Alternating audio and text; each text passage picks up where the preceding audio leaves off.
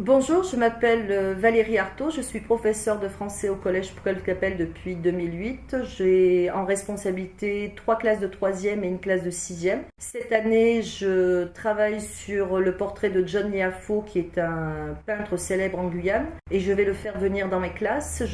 J'habite en Guyane depuis 1996 et j'ai travaillé dans différents établissements jusqu'à Saint-Laurent du Maroni. En fait, j'ai réalisé ces 2 PowerPoint pour présenter votre vie, pour que les élèves vous connaissent, puis j'ai fait un deuxième pour présenter l'œuvre de Forzilandia. En fait, ce travail sera réalisé dans le cadre de l'histoire des arts pour les élèves de 3e qui vont présenter votre œuvre lors de l'examen de juin 2014. Okay. Alors, la rencontre. Lors d'un bref séjour à Amsterdam, tu rencontres Maria Jaden et c'est le coup de foudre. Vous vous installez tous les deux aux Pays-Bas et tu deviens musicien à plein temps. Donc ça, c'est la première photo de ton mariage. En 67, tu crées le groupe Insorts Pub à Ostende en Belgique, le Folk Center. Il y a Folk Center. Tu ouvres une bar. D'accord, ok.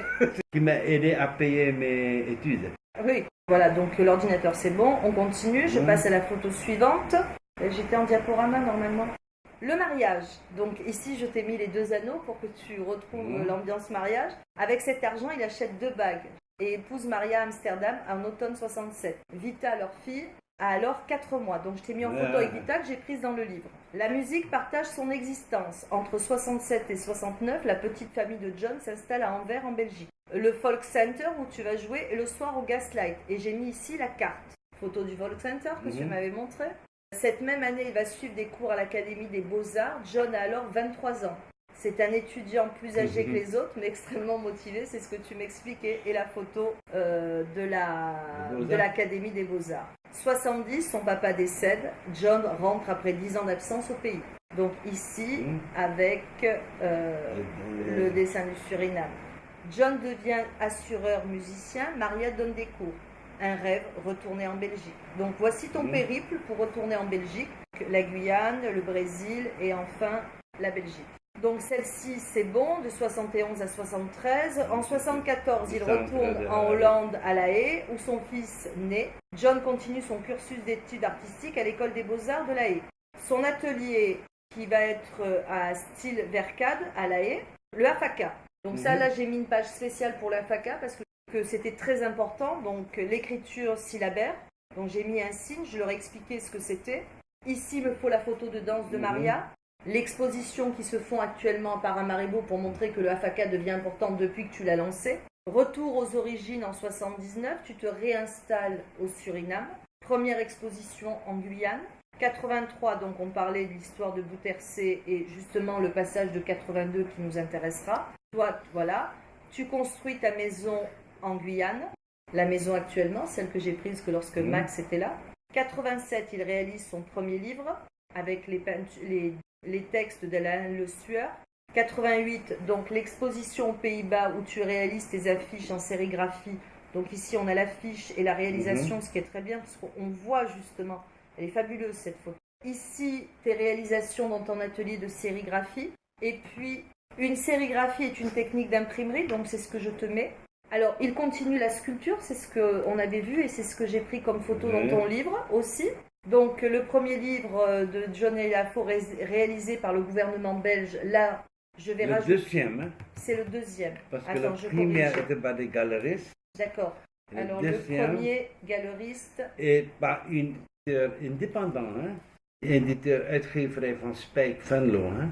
C'est un éditeur indépendant. D'accord, il y a du néerlandais, du français et de l'allemand ou anglais. Du anglais, français, anglais, néerlandais. Fait l'exposition, mais pas l'exposition. Ah oui, mais c'est l'atrium. C'est l'atrium, c'est pas l'atrium de Amsterdam. Donc là aussi, exposition. Donc là, en fait, c'est le transport de Saint-Georges-sur-Cayenne avec ton fils pilote. Ouais. Donc réalisation dans le four traditionnel, d'accord. Donc ici, tu réalises les œuvres. Je fais les dessins. C'est les Brésiliens qui tournent pour moi ce que je commandais.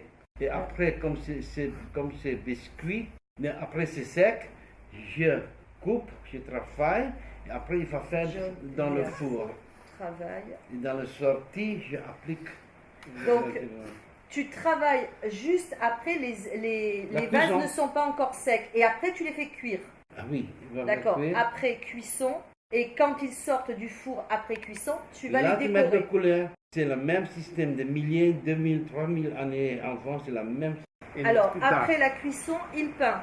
Exposition. Donc là aussi, je vais corriger. Donc, exposition et visite à Saint-Jean. Parce que ça, c'est exposé une des vases de mon jardin.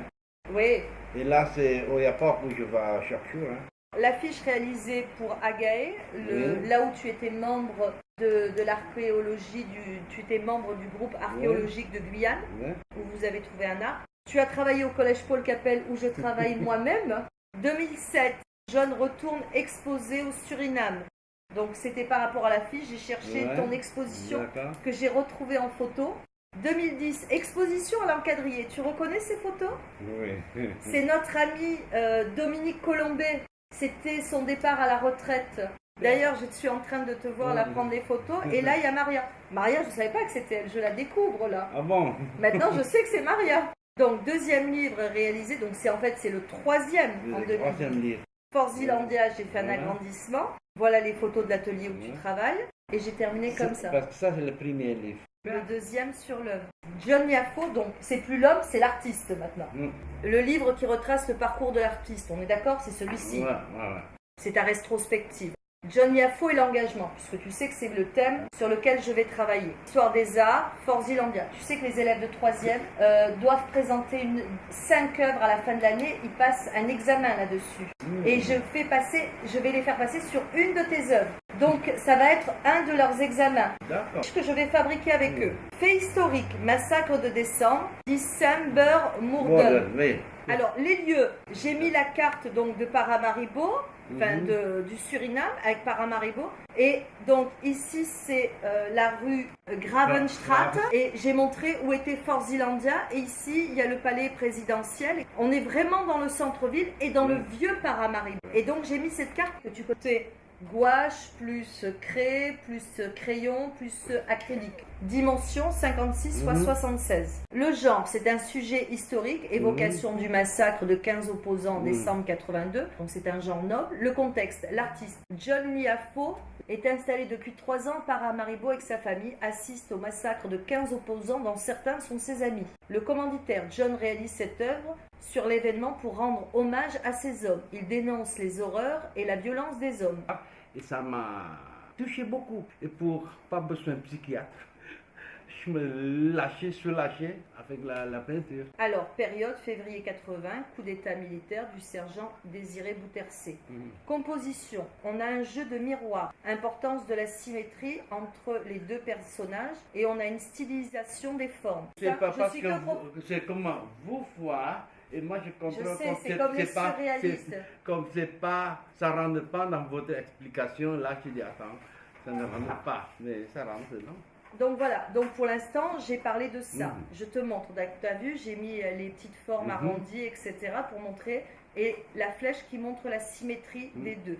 Les couleurs, on note un contraste entre le fond blanc et les personnages. Les personnages sont présentés les yeux fermés, la bouche ouverte, et les bras levés où leurs mains tiennent les barreaux. La souffrance est liée à 2 états. 1, l'enfermement dans Fort Zeelandia et 2, l'exécution, la mort. Le lieu, Fort Zeelandia. J'ai fait ça pour les élèves. Si ça va pas, tu me dis.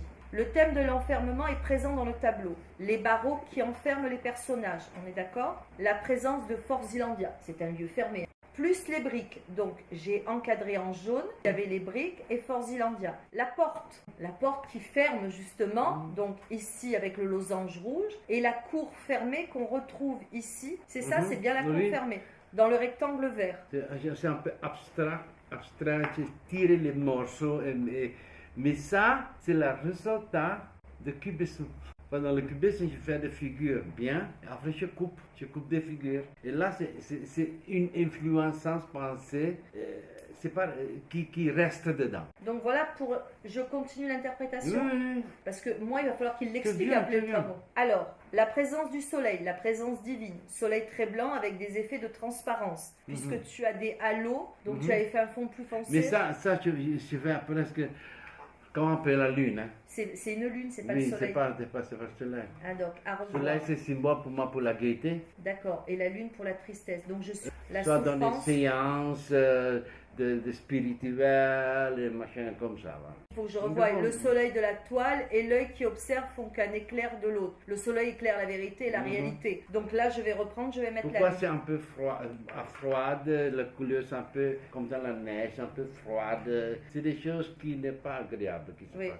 Autour du soleil, fond blanc foncé, fait de transparence, mais qui ajoute un certain endroit du relief. Le soleil et la toile, l'œil qui observe ne font qu'un et éclaire l'autre. Le soleil éclaire la vérité et la réalité. Inspiration, donc inspiration par rapport à Picasso. Voilà. D'accord, les visages, les masques africains, le cubisme, refus des perspectives et les formes simplifiées et géométriques. Donc j'ai mis des masques africains et j'ai mis un morceau où on retrouve justement de Guernica où on a le visage à l'envers comme on l'a. Alors Edvard Munch en Norvège, le cri justement où les personnages hurlent et puis on a justement la présence de la mort qui est là dans cette souffrance. Impression qu'un animal est présent dans le tableau. Regarde, cette impression que cet animal va couper, alors un peu comme un crocodile ou un animal dangereux, qui viendrait dévorer ces hommes ou couper les fils de la vie qui sont les barreaux ici. Les taches rouges, c'est les briques de Fort Zeelandia, mais ça peut être aussi les projections de sang sur les murs, juste après le massacre. Les barreaux sont aussi les bourreaux qui transpercent les personnages. T'en as un qui arrive ici, là, et qui font souffrir. Les exécutants, donc ceux qui ont tué, sont absents du tableau, car nous sommes, nous, peut-être aussi des exécutants, car nous n'avons pas pu empêcher le massacre. Très bien. Il faut en train de défricher le tableau. En défrichant, je découvre votre regard. Ma lecture du tableau. Mais c'est bien. Œuvre de réseau.